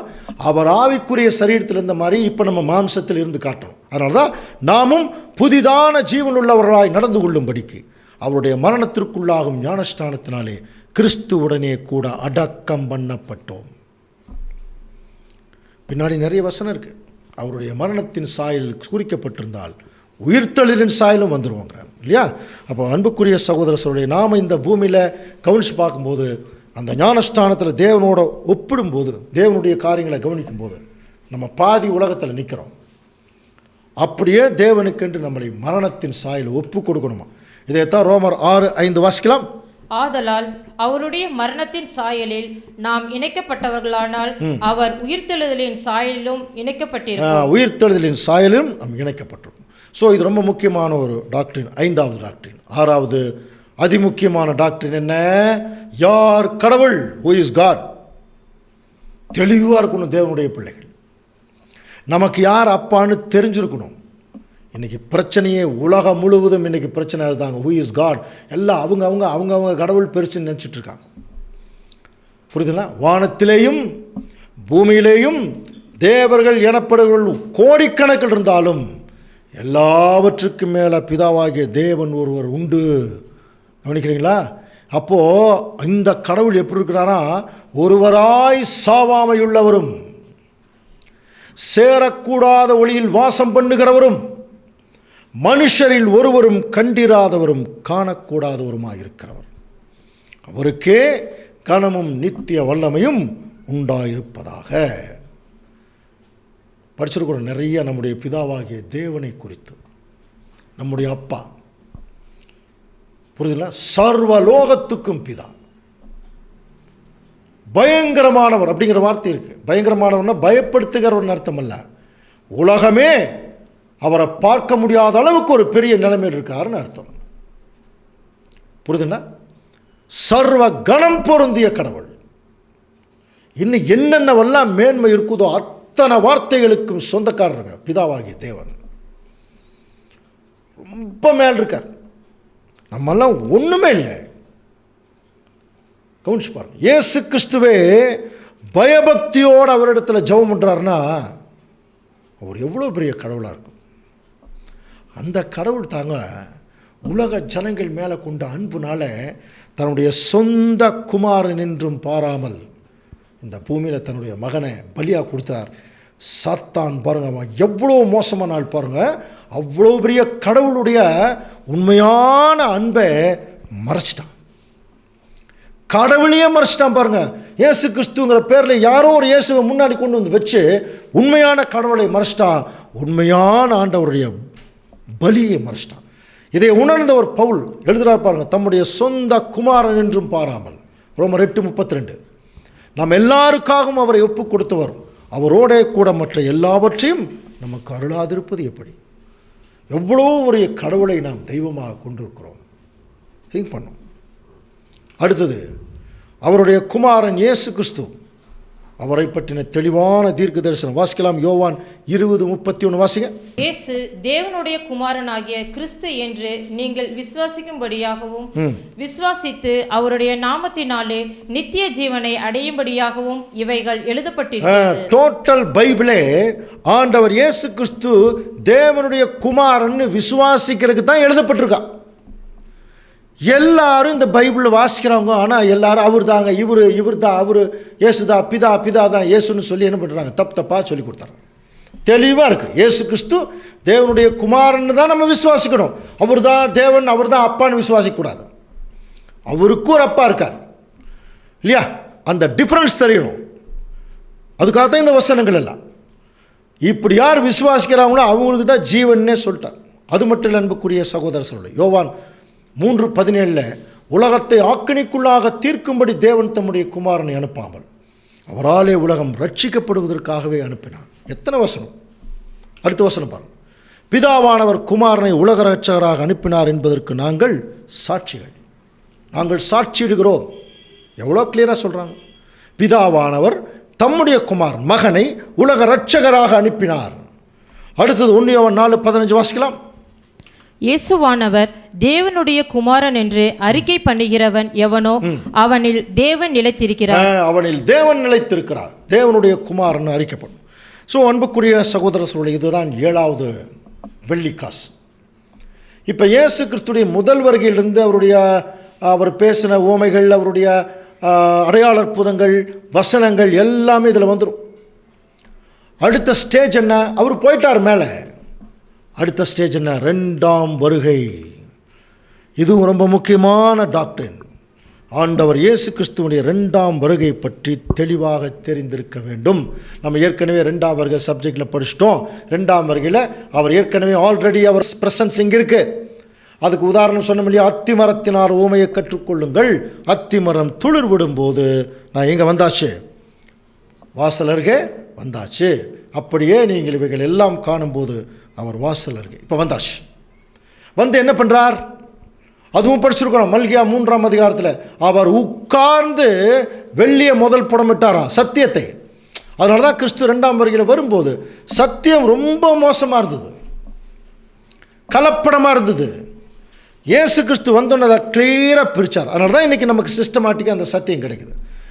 முதல் சத்தியத்தை சுத்தம் பண்ணார். அடுத்தது லேவியின் புத்திரரை சுத்திகரித்து அவர்கள் கர்த்தருடையவர்களாக இருக்கும்படியும் நீதியாய் காணிக்கை செலுத்தும்படிக்கும் அவர்களை பொன்னைப் போலவும் வெள்ளியைப் போலவும் புடமிடுவார். இன்றைக்கி அதான் நடந்துட்டுருக்கு. இன்றைக்கு விசேஷமாக தேவனுடைய பிள்ளைகளை பல உபத்திரவங்கள், பல சோதனைகள் மூலம் புடமிட்டு கொண்டிருக்கிறார். இப்போ நீங்கள் உண்மையாலுமே அந்த தேவனால் அழைக்கப்பட்டிருந்தீர்கள் என்றால் உங்களுக்கு இந்த சோதனை இப்போ உண்டு. நீங்கள் பெயர் சபையில் மெம்பராக இருந்திருப்பீங்க. இந்த சத்தியமெல்லாம் கேட்கும்போது இது உண்மைன்னு நீங்கள் சொல்ல ஆரம்பிப்பீங்க. அப்போ அவர்களிடத்திலிருந்து எதிர்ப்பு கிளம்பும் போது உங்களுக்கு வருகிற சலுகைகள் உங்களுக்கு கிடைக்காது. அன்புக்குரிய சகோதர சோழி, இப்போ ஆண்டவர் இயேசு கிறிஸ்து 2ஆம் வருகையில் வந்திருந்து உண்மையான தேவனுடைய திருச்சபையின் பிள்ளைகளை அவர் புடமிட்டு கொண்டிருக்கிறார். நம்ம ஏற்கனவே பெயர் சபையிலெல்லாம் இருந்து ஒருவேளை வெளியே வரக்கு தயாராக இருந்தோம்னா அந்த புடமிடுதல் இங்கே தாங்க நடக்கும். அங்கே இருக்கக்கூடிய பாரம்பரிய சடங்காச்சாரம், தவறான ஃப்ரெண்ட்ஷிப்பு, இதை விட்டெல்லாம் வெளியே வருவோம். அப்போ அங்கே நிறைய அவமானங்கள் நம்ம சந்திக்க வேண்டியதாக இருக்கும். எதை குறித்தும் கவலைப்பட வேண்டாம். என் ஜனங்களை அவளை விட்டு வெளியே வான ஆண்டவர் கூப்பிடும்போது அந்த அழைப்பை பாக்கியமாக நினச்சி யார் வெளியே வர்றாங்களோ அவர்களை தம்முடைய மனவாட்டியாக அழைத்துக் கொள்கிற அளவுக்கு ஆண்டவர் இயேசு கிறிஸ்து 2ஆம் வருகையில் வந்திருந்து ரெடியாக இருக்கார். இப்போ இன்னமும் நாம் பரிசுத்தமாகாமல் இருக்கும்போது நம்மை பொன்னை போலவும் வெள்ளியைப் போலவும் அவர் புடமிடுவார். இது 2ஆம் வருகையில் நடந்துட்டு இருக்கிற விஷயம். சரி, 2ஆம் வருகையில் வந்தாச்சு. எதற்கு வந்திருக்கார்? அவருடைய ராஜ்யத்தை இந்த பூமியில் ஏற்படுத்துவதற்காக இல்லையா? நம்ம ஏற்கனவே அப்போஸ்தலரில் படித்தோம். மேலும் ஒரு நாளை குறித்திருக்கிறார், அதிலே தாம் நியமித்த மனுஷனை கொண்டு இந்த பூமியை நீதியாய் நியாயம் தீர்ப்பார். படித்தோமா இல்லையா? அந்த மனுஷனை மரித்தோர்ந்து உயிர் தெழுப்பினதுனாலே அதன் உயிர்த்தெழுதலுடைய நிச்சயத்தை நமக்கு கொடுக்குறார். மேலும் ஒரு நாளை குறித்திருக்கிறார். ஏன் மேலும் ஒரு நாளை குறித்தார்? ஏற்கனவே ஒரு நாளை குறித்தார். அந்த நாளில் எல்லாமே கீழே விழுந்துருச்சு. அந்த நாள் தான் ஆதாமுகிட்ட ஆண்டவர் சொல்கிறார் இல்லையா, அதை புசிக்கும் நாளிலே சாகவே சாவாய். அப்போ முதல் 1000 வருஷம் ஆதாம் சாப்பிட்டார். அவருடைய சந்ததி அந்த 1000 வருஷத்துக்குள்ளே எல்லாருமே கீழே விழுந்துட்டான். அந்த ஒரு நாளில் எல்லாரும் விழுந்து போனதுனால தேவன் பாருங்கள் மேலும் ஒரு நாளை குறித்திருக்கிறார். அதுதான் அவருடைய 1000 வருஷ அரசாட்சி. ஸோ அந்த அரசாட்சி வரும்போது எல்லா உலக ஜனங்களையும் உயிர் தெழுப்பி அவர்கள் இழந்து போன எல்லா ஆசீர்வாதங்களும் கொடுக்குறார். இதை பேதுரு எழுதும்போது என்ன சொன்னார்? பிரியமானவர்களே, கர்த்தருக்கு ஒரு நாள் 1000 வருஷம் போலவும் 1000 வருஷம் ஒரு நாள் போலவுங்கிற விஷயத்தை நீங்கள் அறியாதிருக்க வேண்டாம். அதே சமயத்தில் கடைசி காலத்தில் நம்ம பாருங்கள், கிறிஸ்து வந்தாச்சு, அவருடைய ராஜ்யத்தினுடைய ஆரம்பத்தில் இருக்குங்கிற போது நமக்கு முக்கியமான ஒரு விஷயத்தை சொல்கிறார். மத்தேயு 16:28 வாசிக்கலாம். இங்கே நிற்கிறவர்களில் சிலர் மனுஷகுமாரன் தம்முடைய ராஜ்யத்தில் வருவதை காணும் முன் மரணத்தை ருசி பார்ப்பதில்லை என்று மெய்யாகவே உங்களுக்கு இது தனியாக ஒரு சப்ஜெக்டாக கூட பார்க்கலாம். இங்கே நிற்கிறவங்கன்னாரு. அப்போ இயேசு கிறிஸ்து வந்திருக்கும் போது மரண பரியந்தம் நிலை நிற்கிற ஒரு வகுப்பாக இருக்காங்க பாருங்க. அவங்க ராஜ்யத்தினுடைய காரியங்களை பார்த்துட்டு தான் சாவாங்களாம். அப்படின்னா நம்ம கவனிக்கலாம். ஏற்கனவே படிச்சிருக்கிறோம். கிறிஸ்துவுடைய ராஜ்யம் வந்து அப்படியே முன்னாடி நிற்குமா? நல்லா கொஞ்சம் யோசனை பண்ணி பாருங்கள். அப்படியெல்லாம் வராது. ஏற்கனவே ஒரு பரிசேயர்லாம் வந்து கேட்டாங்க பாருங்கள், தேவனுடைய ராஜ்யம் எப்பொழுது வரும்னு கேட்டாங்க. லூக்கா 17:20. அதுக்கு அவர் என்ன பதில் சொன்னார்? தேவனுடைய ராஜ்யம் பிரத்யட்சமாய் வராது. அது கண்ணுக்கு தெரிகிற மாதிரிலாம் வராது. அது எப்படி வருங்கிறத பின்னாடி வரக்கூடிய வகுப்பில் நம்ம தெளிவாக பார்க்க போகிறோம். தேவனுடைய ராஜ்யத்தின் சத்தியங்கள். ஆனால் ஒன்று மட்டும் உறுதி, ஆண்டவர் இயேசு கிறிஸ்து ராஜ்யத்தை கையில் எடுக்கும்போது எல்லா சத்துருக்களையும் தமது பாதத்திற்கு கீழாக்கி போடுற வரைக்கும் அவர் என்ன செய்வாராம்? அவர் ஆளுகை செய்வார். படிச்சிருக்கோமா இல்லையா? 1 கொரிந்தியர் 15:25 எல்லா சத்துருக்களையும் தமது பாதப்படியாக்கி போடும் வரைக்கும் அவர் ஆளுகை செய்வார். அப்புறம் பரிகரிக்கப்படும் கடைசி சத்துரு மரணம். மரணத்தை ஒழிக்கிற வரைக்கும் இந்த பூமியில் ஆண்டவர் இயேசு கிறிஸ்து எல்லா சத்துருக்களையும் தமது பாதப்படியாக்கிற வரைக்கும் ஆளுகை செய்வார். இப்போ அவருடைய ஆளுகையை ஸ்டார்ட் பண்ணியிருக்காரு. ராஜாக்கள் வெளியே போயிட்டாங்க, நம்ம படிச்சிருக்கிறோம் இல்லையா? அடுத்தது தலைவர்கள் வெளியே போகிறாங்க. அதெல்லாம் நடக்க போகிற விஷயம். அதனால தான் சொல்லும்போது இதை முடிக்கும்போது எல்லா சத்துருக்களையும் அவர் கீழாக்கி போடும் வரைக்கும் அவர் ஆளுகை செய்யணும். அதன் பின்பு முடிவுண்டாகும். அப்பொழுது அவர் சகல துரைத்தனத்தையும் சகல அதிகாரத்தையும் வல்லமையும் பரிகரித்து தேவனும் பிதாவுமாக இருக்கிறவருக்கு ராஜ்யத்தை ஒப்பு கொடுத்து அவருக்கு கீழ்ப்பட்டிருப்பார். வசனம் நிறைய படிச்சிருக்கணும். அவருடைய ராஜ்யம். அப்போ அவருடைய ராஜ்யத்தில் முக்கியமாக என்ன நடக்கும்? 3 அறுவடைகள் சப்ஜெக்ட் படிச்சிருக்கோம் இல்லையா? எல்லாரும் உயிர்த்தெழுந்து வருவாங்க. கிறிஸ்து அந்த மக்களை 2ஆக பிரிச்சிருவாராம். என்னன்னு சொல்லுங்க பார்க்கலாம். எப்படி 2ஆக பிரிக்கிறார்? செம்மறியாடு வெள்ளாடு பிரிக்கிறார் இல்லையா? அப்போ செம்மறியாடை வலது பக்கத்தில் நிறுத்துறார், வெள்ளாட்டை இடது பக்கத்தில் நிற்கிறார். செம்மறியாடை பார்த்து, செம்மறியாடுனா புரியுதில்லை, செம்மறியாடு மாதிரி அந்த கேரக்டர் இருக்கிற ஜனங்கள், வாருங்கள் பிதாவினால் ஆசீர்வதிக்கப்பட்டவர்களே ராஜ்யத்தை சுதந்திரிச்சுங்கிறார். அவங்க பார்க்குறாங்க, நான் பசியாக இருந்தேன், எனக்கு சாப்பாடு போட்டீங்க, தாகமாக இருந்தேன், தண்ணி கொடுத்தீங்க, இப்படியெல்லாம் சொல்கிறார். உடனே அவங்க கேட்குறாங்க, எஜமான் ஆண்டவரே நாங்கள் எப்போ இப்படி செஞ்சோம்? இந்த சிறியர் ஒருவருக்கு எதை செய்தீர்களோ அது எனக்கே செய்தீர்கள். புரியுதுங்களா? ரொம்ப சிம்பிள். அந்த செம்மறியாடு வகுப்பார் மாத்திரம் கிறிஸ்துவாகவே மாறியிருப்பார்கள். வெள்ளாடு வகுப்பார் பிசாசு மாதிரி மாறுவாங்களாம். கவனிங்க. அதனால தான் அவர்களுக்கு 2ஆம் மரணம் கொடுக்குறார். அதுதான் லாஸ்ட்டு. பாருங்கள், மத்தேயு 25ஆம் அதிகாரம் 41ஆம் வசனம் வாசிக்கலாம். அப்பொழுது இடது பக்கத்தில் நிற்கிறவர்களை பார்த்து அவர், சபிக்கப்பட்டவர்களே, என்னை விட்டு பிசாசுக்காகவும் அவன் தூதர்களுக்காகவும் ஆயத்தம் பண்ணப்பட்டிருக்கிற நித்திய அக்கினியிலே போங்கள். பாருங்க, இது ஒரு அழிவுக்குறை அடையாளமாக அங்கே பேசுகிறார். நித்திய அக்கினியிலன்னா அவங்க அழிஞ்சு போயிடுவாங்க. கடைசியில் இன்னொரு வசனம் நீங்கள் படித்து பார்த்தீங்கன்னா வெளிப்படுத்தல் 20:14, அப்பொழுது மரணமும் பாதாளமுமே அக்கினி கடலில் தள்ளப்பட்டது. இது 2ஆம் மரணம். சரிங்களா? ஸோ தேவனுடைய ராஜ்யத்தினுடைய அந்த கடைசி வரைக்கும் இந்த மொத்த டாக்டரினை நம்ம 10ஆக பிரிச்சிடலாம். இப்போ என்ன கேள்வின்னா, இந்த 10 டாக்டரின் தாங்க மொத்தமாக நம்ம கையில் கொடுத்துருக்காராம். இப்போ பிரச்சனை என்ன தெரியுமா? இதில் ஏதோ ஒன்று தொலைஞ்சிருச்சு. இப்போ நல்லா புரிஞ்சுக்கலாம். எந்த காசு தொலைஞ்சதுன்னு கண்டுபிடிக்கணும். எப்படி கண்டுபிடிக்கலாம்? இன்னொரு தடவை அந்த லிஸ்ட்டு சொல்கிறேன் பாருங்கள். 10 வெள்ளிக்காசு. முதல் வெள்ளிக்காசு மனுஷனுடைய சிருஷ்டிப்பு, 2வது மனுஷனுடைய விழுகை, 3வது மீட்கும் பொருள், 4வது திருச்சபையினுடைய அழைப்பு, 5வது ஞானஸ்தானம், 6வது யார் கடவுள், 7வது இயேசு கிறிஸ்து யார், 8வது அவருடைய 2ஆம் வருகை, 9வது அவருடைய ராஜ்யத்தின் ஆரம்பம் ராஜ்யம், 10வது 2ஆம் மரணம். கூர்ந்து கூர்ந்து கூர்ந்து கவனிச்சிங்கன்னா, கவனிங்க, இன்னைக்கு இதே சத்தியத்திற்குள்ளே வந்திருக்கக்கூடிய நிறைய பிள்ளைகள் பல்வேறு சபைகளாக கூட பிரிஞ்சிருக்கலாம். கவனிங்க, பிரிஞ்சிருக்கலாம், தப்பில்லை. என்ன பிரச்சனைனா, ஒரு சிலர் 10 வெள்ளிக்காசையும் தொலைச்சிட்டாங்க, ஒரு சிலர் 8 தொலைச்சிட்டாங்க, 2 வச்சுருக்காங்க, ஒரு சிலர் 7 தொலைச்சிட்டாங்க, 3 வச்சுருக்காங்க, ஒரு சிலர் 5 தொலைச்சிட்டாங்க, 5 வச்சுருக்காங்க.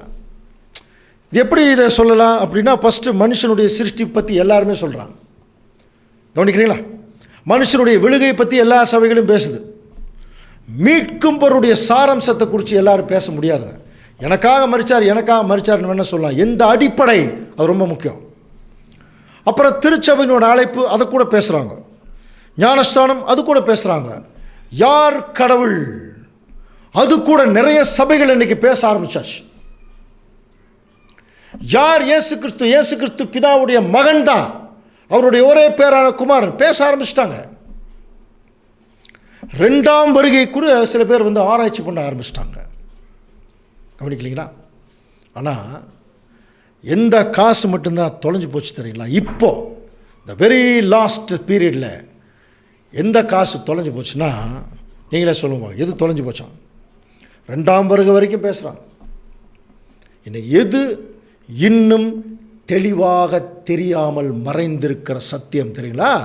கிறிஸ்துவுடைய 1000 வருஷ அரசாட்சி, அதை பற்றின சத்தியங்கள் அதை பற்றின வெளிப்படுத்துதல்கள். இன்னைக்கு அதுதாங்க தொலைஞ்சு போச்சு. மற்றது எல்லாமே பேசுகிறான். ராஜ்யத்தினுடைய வெளிப்பாடுகள் அது தொலைஞ்சு போச்சான். அதனால தான் ஆண்டவர் இயேசு கிறிஸ்து அவருடைய 2ஆம் வருகையை பற்றி சொல்லப்பட்ட தீர்க்க தரிசனத்தில் பாருங்கள், மத்தேயு 24:14 வாசிக்கலாம். ராஜ்யத்தினுடைய இந்த சுவிசேஷம் பூலோகம் எங்கும் உள்ள சகல ஜாதிகளுக்கும் சாட்சியாக பிரசங்கிக்கப்படும், அப்பொழுது முடிவு. பாருங்க, ராஜ்யத்தினுடைய இந்த சுவிசேஷம் இது எப்படி இன்னைக்கு வந்து சகோதரர்கள் எல்லாம் எடுக்கிறாங்கன்னா, the gospel of this kingdom அப்படிங்கிறான். இந்த ராஜ்யத்தினுடைய காரியங்களுடைய சுவிசேஷம் எல்லா பக்கம் போகணுமா. ஆனால் இன்னைக்கு வந்து இன்னைக்கு கவனிங்க, இயேசு கிறிஸ்துடைய ராஜ்யம் வருது, அதுக்கு நம்ம ஆயத்தப்பட்டிருக்கிறோம்னு யாராவது பேசுகிறாங்களான்னு பாருங்கள். இன்றைக்கி எந்த போதகரும் இதை குறித்து பேசுறதில்லை. ராஜ்யத்தை குறித்தே பேசுறது இல்லைங்க. இன்னைக்கு உங்களுக்கு தலைவலி நல்லாகணுமா, காய்ச்சல் நல்லாகணுமா, காசு வேணுமா, பணம் வேணுமா, ஆசீர்வாதம் வேணுமா, இதை குறித்து தான் பேசுகிறாங்க. இன்னைக்கு என்ன உங்களுக்கு வேணும், ஆண்டவர் கொடுக்குறதுக்கு ரெடியாக இருக்கார், கொடுக்க. ஆனால் ஆண்டவர் ஏற்கனவே என்ன சொன்னார், முதலாவது தேவனுடைய ராஜ்யத்தையும் அவருடைய நீதியும் தேடுங்கள், பின்னாடி எல்லாம் கொடுக்குறேன்னார். அதனால தான் ஒன்றுமே கிடைக்கிறது இல்லை. யோசனை பண்ணி பார்க்கலாம். ஜெபம் பண்ணி சொல்லிக் கொடுங்கன்னு சொல்லும்போது கூட உங்களுடைய ராஜ்யம் வருவதாகன்னு சொல்லி கொடுத்தார். இந்த ராஜ்யத்தை குறித்து யாருமே பேசுறது இல்லைங்க. ஏன் தெரியுமா, யாரும் ராஜ்யத்தை விரும்புறதில்லை. அன்புக்குரிய சகோதரர்களுடைய சாத்தான் எப்படி கொடுமை பண்ணி கிறிஸ்தவர்களை தன்னுடைய கட்டுப்பாட்டுக்குள்ள ஆசையில் சுயநலத்தில் வச்சுக்கிட்டு கிறிஸ்து வர்றதையே விரும்புறது இல்லைங்க. கிறிஸ்துடைய ராஜ்யத்தை எங்கே விரும்புகிறாங்க, அதை பற்றி யாருமே கவலைப்படுறதில்லை. ஆனால் உண்மையான திருச்சபை இந்த வெள்ளி காசை தாங்க இப்போ கண்டுபிடிச்சிருக்கு. புரியுதுங்களா? ராஜ்யத்தின் வெளிப்படுத்துதல்கள். நீங்கள் தொடர்ந்து இந்த யூடியூப் சேனலை பார்த்துட்டே வாங்க, எல்லா சத்தியமும் உங்களுக்கு வெளிப்படும். தேவன் அதற்கு ஏற்பாடு செய்வார். மனுஷன் அதை செய்ய முடியாதுங்க. தேவன் அதுக்கு ஏற்பாடு செய்வார். நீங்கள் தொடர்ந்து கேட்டு வந்துட்டீங்கன்னா ராஜ்யத்தினுடைய சத்தியங்கள் உங்களுக்கு வெளிப்படும். அப்படின்னா ஏன் இந்த ராஜ்யத்தினுடைய சத்தியங்கள் வெளிப்படல? இப்போ இந்த அம்மா தொலைஞ்சு போச்சு இல்லையா, இந்த அம்மா எப்படி தெரியுங்களா கண்டுபிடிச்சாங்க? சொல்லுங்கள் பார்க்கலாம். எப்படி கண்டுபிடிச்சாங்க? முதல்ல விளக்க கொளுத்துனாங்க, புரியுதுங்களா? அப்புறம் வீட்டை பெருக்குனாங்க. இங்கே என்ன கண்டிஷனா, வீட்டை கொளுத்துறாங்க. விளக்க கொளுத்துறதுக்கு பதிலாக எதை கொளுத்துறாங்களா? வீட்டை, விசுவாச வீட்டையே கொளுத்துறாங்களா? அப்படி இருக்கக்கூடாது. அப்போ விளக்க கொளுத்துறதுன்னா என்ன அர்த்தம் நமக்கு நல்லா தெரியும் இல்லையா? விளக்கு எதை குறிக்குது? தேவனுடைய வசனம். படிச்சிருக்கமா இல்லையா? உம்முடைய வசனம் என் கால்களுக்கு தீபமும் பாதைக்கு வெளிச்சமும். 119 சங்கீதம் 105 படிச்சிருக்கோம். நீதிமொழிகள் 6:23 வாசிக்கலாம் பாருங்க. கட்டளையே விளக்கு, வேதமே வெளிச்சம். பார்த்தீங்களா? வேதமே வெளிச்சம், கட்டளையே விளக்குன்னார். போதக சிற்சையே ஜீவ வழி. சரிங்களா? அப்போ முதல்ல இந்த டாக்டரின் நமக்கு தெரியணும்னா முதல்ல என்ன செய்யணும்? விளக்க கொளுத்தணும். வேத வசனங்களையே உற்று கவனிக்கணும். அதை பார்க்காம எப்படி தெரியும்? அடுத்தது விளக்க கொளுத்துனா போதுமா? அடுத்து எதை பெருக்கணுமா? வீட்டை பெருக்கணும். அன்புக்குரிய சகோதர சகோதரர்களே, அப்போ தாங்க அதை கண்டுபிடிக்க முடியும். எந்த வீட்டை? நம்ம இருக்கிற வீட்டையா? நாமே அந்த வீடு. படிச்சிருக்கோம் இல்லையா? நீங்களே அந்த ஆலயம், நீங்களே அந்த ஆலயம். வசனம் வாசிக்கலாம். 1 கொரிந்தியர் 3:16 வாசிங்களா? நீங்கள் தேவனுடைய ஆலயமாக இருக்கிறீர்கள் என்றும் தேவனுடைய ஆவி உங்களில் வாசமாக இருக்கிறார் என்றும் அறியாதிருக்கிறீர்களா? தேவனுடைய ஆவி நமக்குள் இருக்கு, நீங்கள் தான் தேவனுடைய ஆலயம். அப்போது நீதிமொழிகளின் புஸ்தகம், சங்கீத புஸ்தகங்கள் எல்லாம் கொஞ்சம் படித்து பாருங்கள். நிறைய அதுக்கு வசனங்கள் இருக்கும். அதில் சங்கீதம் 119:9 பாருங்கள். வாலிபன் தன் வழியை எதனால் சுத்தம் பண்ணுவான்? உமது வசனத்தின்படி தன்னை காத்து கொள்ளுகிறதுனாலேயே. இல்லையா? அப்போ வசனத்தை முதல்ல விளக்கு கொளுத்தணும். வசனத்தை கொளுத்தணும். நல்ல விளக்கு, வெளிச்சம். அந்த வசனத்தின்படி தன்னை காத்து கொள்ளுகிறது தான் வீட்டை பெருக்கிறது. விளக்க கொளுத்துறது, வீட்டை பெருக்கிறது. அப்படி யார் காத்து கொள்ளுகிறார்கள்? அப்படி இருக்கிறவங்களுக்கு அவர் சொல்லக்கூடிய ஒரு வார்த்தை பாருங்கள். 2 கொரிந்தியர் 6:17 படிச்சிருக்கணும் ஏற்கனவே, திருத்துவம் சப்ஜெக்டில். ஆனபடினால் நீங்கள் அவர்கள் நடுவிலிருந்து புறப்பட்டு பிரிந்து போய் அசுத்தமானதை தொடாதிருங்கள், அப்பொழுது நான் உங்களை ஏற்றுக்கொண்டு உங்களுக்கு பிதாவாக இருப்பேன், நீங்கள் எனக்கு பிள்ளைகளாக இருப்பீங்க. அப்படி சொல்லி முடிக்கிறார். ஸோ அன்புக்குரிய சகோதர சகோதரர்களே, இப்போ நம்ம மணவாட்டி 10 வெள்ளிக்காசு கையில் இருக்கு, ஒன்று தொலைஞ்சிருச்சு. இப்போ ஒருவேளை நம்ம விளக்க கொளுத்தி வீட்டை பெருக்கணும்னா கண்டுபிடிச்சிடலாம். சரி, கண்டுபிடிச்சாச்சு. இப்போ என்ன பண்ணும்? மணவாளன் வந்துட்டான், என்ன பண்ணும் சொல்லுங்கள்? மணவாளனுக்கு முன்பாக இப்போ மணவாட்டி என்ன பண்ணப்போ? தன்னை அலங்கரித்து கொண்டு மணவாளனுக்கு முன்பால் போகணும் இல்லையா? இந்த அலங்கரிப்பிலேயே கவனித்து பார்த்தீங்கன்னா 2 அலங்காரம் இருக்குது. ஒன்று வெளிப்புறமான ஒரு அலங்காரம், இன்னொன்று உள்ளான ஒரு அலங்காரம். இப்போ நம்ம என்ன அலங்காரம் போடணும்? நார்மலாக ஒரு பொண்ணு அலங்காரம் பண்ணுறதுல எத்தனை கல்யாணத்தில் நம்ம பார்த்துருப்போம். ஆனால் நம்ம எப்படி அலங்கரிக்கணுமா? 96ஆம் சங்கீதம் 9ஆம் வசனம் வாசிக்கலாம் பாருங்கள். பரிசுத்த அலங்காரத்துடனே கர்த்தரை தொழுது கொள்ளுங்கள். பார்த்தீங்களா? பரிசுத்த அலங்காரத்துடனே கர்த்தரை தொழுது கொள்ளுங்கள். முக்கியமான வார்த்தை. அப்போ நம்முடைய எந்த அலங்காரம்? பரிசுத்தமான அலங்காரம், தலையிலிருந்து கால் வரைக்கும் இல்லையா? அப்போது இன்னொரு இடத்துல கூட புறாவை போல கபடற்றவர்களாக இருங்கள்னு சொல்லி வசனம் படிச்சிருக்கீங்களா? பாம்பை போல வினா உள்ளவர்கள், வைஸ் ஆஸ் அ சர்பண்ட். பாம்பு மாதிரி வினாவுன்னா அப்படி கேள்வி மாதிரி வச்சுட்டு நிறைய பேர் பார்க்குறாங்க. அப்படி இல்லை, இந்த வைப்ரேஷன் சொல்கிறோம் இல்லையா, அந்த வைப்ரேஷனை உணர்ந்துட்டு எங்கேயாவது தனக்கு ஆபத்து வருதுன்னு தெரிஞ்சு அப்படியே வித்துட்றா வாங்கிறோம் பாம்பு. அந்த மாதிரி நம்ம பேசுகிற வார்த்தைகள்லையோ நம்ம செய்யக்கூடிய செயல்பாடுகள்லையோ ஏதோ ஒரு பிரச்சனை வருது, தவறு நடக்குதுன்னு சொன்னால் உடனே அதிலிருந்து வெளியே வந்துடும். அதுதான் பாம்பை போல வினா, புறாவை போல கபடு. இப்போ புறாவுக்கு கபடே இல்லையா? அப்போ குருவிக்கு இருக்கா? நல்லா புரிஞ்சுக்கலாம். அதுக்கு சில விஞ்ஞானிகள் அதை ஆராய்ச்சி பண்ணுறவங்க என்ன சொல்கிறாங்க? புறாவுக்கு உள்ளுக்குள்ளே அந்த ஜீரணம் பண்ணக்கூடிய அந்த பித்தப்பை இல்லை, பிரிக்கிறது நல்லது கெட்டது பிரிக்கிற பித்தப்பை இல்லையா சொல்கிறாங்க. அதனால் புறா ஏற்றுக்கொள்ளக்கூடிய உணவே சுத்தமாக தான் எடுத்துக்குமா. ஏன்னா உள்ளே போய் அந்த ப்ராசஸ் நடக்காது. நமக்கு அப்படி இல்லைங்க, ஏதோ சாப்பிட்டோம்னா உள்ளே போய் ஏதோ கதை நாய் வாந்தி பண்ணிடுவோம். ஆனால் அப்படி இல்லை, புறா அப்படியெல்லாம் பண்ணாதான், எடுத்துக்கொள்ளும் போதே சுத்தமாக தான் எடுத்துக்குமா. அந்த மாதிரி தான் நம்ம மற்றவர்களிடத்திலிருந்து நல்லதையே வாங்கணும், பரிசுத்தமானதை வாங்கணும், பரிசுத்தமானதையே பிரதிபலிக்கணும். தான் புறாவை போல கபடற்றவர்கள் இல்லையா? இப்போ தலையிலிருந்து கால் வரைக்கும் அலங்காரம் பண்ணணும். இப்போ தலையிலிருந்து எப்படி அலங்காரம் பண்ணலாம்? பேதுரு பாருங்கள், அழகான வார்த்தை சொல்கிறார். அதுக்கு வாசிக்கலாம் பாருங்கள். 1 பேதுரு 3:3. மயிரை பின்னி பொன்னாபரணங்களை அணிந்து உயர்ந்த வஸ்திரங்களை உடுத்தி கொள்ளுதலாகிய புறம்பான அலங்கரிப்பு உங்களுக்கு அலங்காரமாக பாருங்க. புறம்பான அலங்கரிப்பு, மயிரை பின்னி. இது ரிசப்ஷன், கல்யாணத்தில் என்ன பண்ணுவாங்க? மயிரை பின்னி நகையெல்லாம் போட்டு அது புறம்பான அலங்கரிப்பான். எது வரைக்கும்? 2.5 மணி நேரம், ரிசப்ஷன் முடிகிற வரைக்கும் தான். அதையவே ஒரு வருஷம் போட முடியுமா? புறம்பான அலங்கரிப்பு. ஆனால் அதே சமயத்தில் அழியாத அலங்கரிப்பாக இருக்கிற பாருங்க, அது எப்போதுமே நம்ம கூட இருக்குமா. அது என்ன? சாந்தமும் அமைதலும் உள்ள ஆவியாகிய இருதயத்தில் மறைந்திருக்கிற குணமே உங்களுக்கு அலங்காரமாக இருக்க கடவுது, அதுவே விலையேறப்பட்டது. அப்போது தேவனுடைய திருச்சபையின் பிள்ளைகள் எப்பொழுதுமே ஒரு சாந்தம், அமைதி, இது டோட்டலாக இருக்க வேண்டியது. என்னென்னா ஃப்ரூட்ஸ் ஆஃப் ஸ்பிரிட்னு சொல்கிறாங்க இல்லையா, ஆவியின் கனிகள் அதில் நிறைஞ்சிருக்கணுமா. அது தாங்க நமக்கு அலங்காரம், பரிசுத்தமான அலங்காரம்.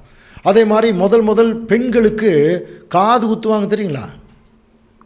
காது குத்துறது, காது எதுக்கு தெரியுங்களா குத்துறாங்க? ஓட்டை இல்லையா? அது எதற்கு அடையாளமாக இருக்குன்னா, தேவனுடைய சத்தியங்களை கேட்பதற்கு எப்பொழுதுமே இந்த காது, திருச்சபையினுடைய காது திறந்திருக்க வேணும், ஹோல் ஓட்டை இருக்கணும். இதை தெளிவாக ஆண்டவர் சொன்னார், காதுள்ளவன் கேட்க கடவன்னார் இல்லையா? அப்போ காது குத்தி அதில் ஒரு நல்ல தோடெல்லாம் போட்டிருப்பான், தோடை ஏதோ ஒன்று போட்டிருப்பான் இல்லையா? அது ஒரு அலங்காரம். அடுத்தது மூக்கு, காதுக்கு மூக்குக்கு ஒரு கனெக்ஷன் வேறு கொடுத்துருப்பாங்க, நீங்கள் பார்த்துருக்கீங்களா? ஸோ அதெல்லாம் கொஞ்சம் கவனிச்சிங்கன்னா, மூக்கு எதுக்கு? வாசனை. அப்போ அந்த மூக்கு நமக்கு எதுக்கு கொடுக்குறார்? வாசனை. என்ன வாசனை உணரணுமா பாருங்கள். 2 கொரிந்தியர் 2ஆம் அதிகாரம் 14ஆம் வசனம் வாசிக்கலாம். கிறிஸ்துவுக்குள் எப்பொழுதும் எங்களை வெற்றி சிறக்க பண்ணி எல்லா இடங்களிலேயும் எங்களை கொண்டு அவரை அறிகிற அறிவின் வாசனையை வெளிப்படுத்துகிற தேவனுக்கு ஸ்தோத்திரம். பாருங்க, அவரை அறிகிற அறிவின் வாசனை. இன்னைக்கு அவரை பற்றி எத்தனையோ நல்ல விஷயங்கள், ஆண்டவரை பற்றி அதை பாருங்கள், சுகந்த வாசனையாக நமக்கு அப்படியே உலகம் முழுவதும் போகுது பாருங்க. ஒரு கன்னத்தில் அறைந்தால் மறுகன்னத்தை காட்டு இல்லையா? எந்த ஒரு மனுஷனும் தன்னை விரோதித்தவனுக்காக தண்டனை அனுபவிக்கிறதுக்கு வாய்ப்பே இல்லை. ஆண்டவர் இயேசு கிறிஸ்து அதை செய்கிறார். பாவிகளுக்காக தன் சிலுவையை கொடுக்குறார். இதை நம்ம சொல்லிங்க, உலக ஜனங்கள் சொல்கிறாங்க. அவருடைய தியாகத்தில் எவ்வளோ அருமையான வாசனை இருக்குது பாருங்கள். இந்த மாதிரி நிறைய வாசனையை நுகர்றதுக்கு தான் இந்த மூக்கு. பிரியாணி வாசனையை நுகர்றதுக்கு இந்த மூக்கல்ல இல்லையா? அப்போ தேவனுடைய பிள்ளைகள் அது ரொம்ப முக்கியமாக நம்ம கவனிக்கணும். இதில் இந்த அலங்காரத்தில் தான் இருக்கணும். அதுக்கப்புறம் கழுத்தில் பார்த்தீங்கன்னா ஒரு 3 வகையான விஷயம் போடுவாங்க. ஆரம்பாங்க, செயினும்பாங்க, அப்புறம் என்ன சொல்லுவாங்க, நெக்லஸ். இந்த மாதிரி 3 விஷயங்கள் தேவனுடைய பிள்ளைகள் அங்கே பாருங்கள். அதுக்கு வசனமே நமக்கு இருக்குது. நீதிமொழிகளில் புஸ்தகம் 3:3 வாசிக்கலாம். கிருபையையும் சத்தியமும் உன்னை விட்டு விலகாதிருப்பதாக, நீ அவைகளை உன் கழுத்திலே பூண்டு. பார்த்தீங்களா? தேவனுடைய கிருபை, அவருடைய சத்தியம் எல்லாம் நம்முடைய இருதயத்தோடு இருக்கணுமா. இதே வசனத்தை நீங்கள் அப்படியே கண்டினியூ பண்ணிங்கன்னா ஞானத்தை குறித்து பேசுவார். கிருபை, சத்தியம், ஞானம். அது எதற்கு நிழலாக இருக்குது? அது நெக்லஸ்ஸு, ஆரம், செயின், அந்த மாதிரி இல்லையா? தேவனுடைய கிருபை, சத்தியம், ஞானம், இது நம்முடைய இருதயத்தோடு இருக்கணும். அடுத்தது மணவாட்டிக்கு முக்கியமானது என்னங்க? வஸ்திரம். கல்யாணத்தன்னைக்கு பொண்ணு பட்டுப்புடவை கட்டலைன்னா அது பொண்ணே கிடையாது. அந்த மாதிரி இன்றைக்கி ஒரு கல்ச்சர் ஆயிடுச்சு இல்லையா? அப்போ தேவனுடைய திருச்சபையின் பிள்ளைகள், அப்போ நமக்கு கூட ஒரு தகுதியான வஸ்திரம் இருக்குது. அதுக்கு நீதியின் வஸ்திரம் வேறு பேர் இருக்கு இல்லையா? அது என்னன்னு கொஞ்சம் வாசிக்கலாம் பாருங்கள். வெளிப்படுத்தல் 19:8 வாசிக்கலாம்.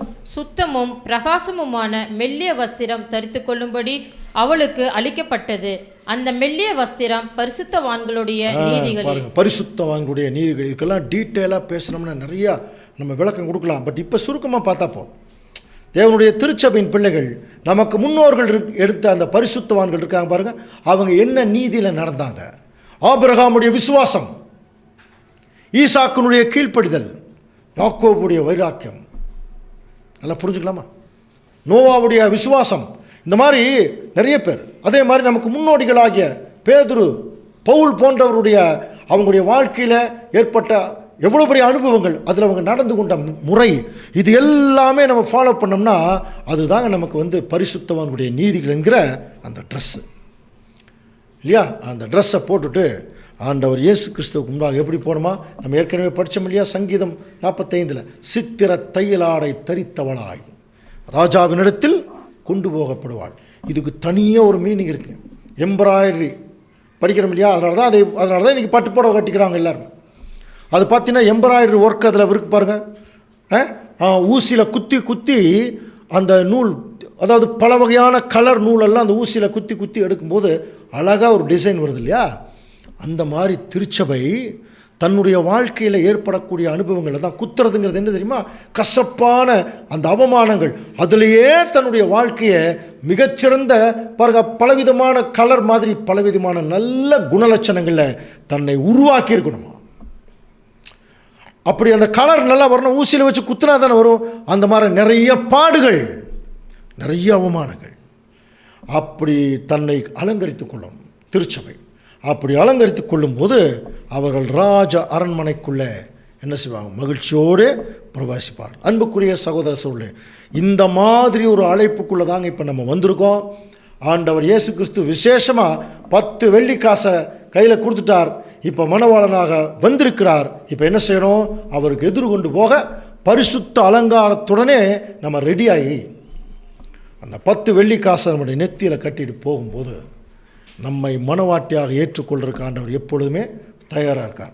ஒரு வசனத்தை எச்சரிப்போடு நம்ம முடிப்போம். ஆகையால் சகோதரரே, இவ்வளவு நேரம் பார்த்தோம் இல்லையா? அதனால் உங்கள் அழைப்பையும் தெரிந்து கொள்வதையும் உறுதியாக்கும்படி ஜாக்கிரதையாயிருங்கள். தேவன் தாமே இந்த வசனங்களை நமக்கு ஆசீர்வாதமாக்கி தருவாராக. ஆமென். கிறிஸ்துவுக்குள் மிகவும் அன்பாக அழைக்கப்பட்ட அன்புக்குரிய சகோதர சகோதரிகளே, தேவன் தாமே கேட்ட சத்தியங்களை நம்முடைய வாழ்க்கையில் ஆசீர்வாதமாக்கி தருவாராக. தொடர்ந்து நிறைவு ஜெபத்துக்குள்ளாக நாம் கடந்து வருவோம். நாம் தலைகளை தாழ்த்தி நாம் யாவரும் ஜெபம் செய்வோம். மகா இரக்கமும் நீடிய சாந்தமும் மிகுந்த கிருபை நிறைந்த எங்கள் அன்பின் பரலோக பிதாவே, உமக்கே எல்லா துதி ஸ்தோத்திரங்களையும் இந்த மாலை பொழுதிலே ஆண்டவராய் இயேசு கிறிஸ்துவின் மூலமாக ஏறிருக்கிறோம். தந்தையே, கடந்த காலங்கள் முழுவதும் எங்களை காத்து பராமரித்து இந்த நாளை எங்களுக்கு சேர்த்து கொடுத்து விசேஷமாக இந்த தொடர் வேத பாட வகுப்பிலே கலந்து கொள்ளும்படியாக தேவரீர் எங்களுக்கு கிருபை பாராட்டின மகாபெரிய தயவுக்காக நன்றி செலுத்துகிறோம். இதோ இந்த நாளிலே இந்த தொடர் நேரலையிலே கலந்து கொண்ட ஒவ்வொரு சகோதர சகோதரர்களுக்காக நான் வருகிறோம். இதோ இந்த நாளிலே நீர் எங்களுக்கு தந்த இந்த விலையேற பெற்ற பாடத்தின் வாயிலாக எங்களுடைய வாழ்க்கையை நாங்கள் சீர்படுத்தி வாழ்ந்து தேவரீர் உமக்கும் உமது நேசகுமாரனுக்கும் நாங்கள் பயந்து வாழ தேவரீர் தாமே எங்களுக்கு கிருபை பாராட்ட வேண்டுமா என்னிடத்தில் கொண்டாடுகிறோம். மீண்டுமாக நாங்கள் அனைவரும் ஒன்று கூடும் வரைக்கும் உம்முடைய தெய்வீக பிரசன்னம் எங்களை தாங்கி வழிநடத்த வேண்டும் என்று எங்கள் அன்பின் இரட்சகர் இயேசு கிறிஸ்துவின் மூலமாக இந்த மன்றாட்டுக்களை நாங்கள் பணிவோடு ஏறியிருக்கிறோம். எங்கள் பரிசுத்தமுள்ள நல்ல பிதாவே, ஆமேன்.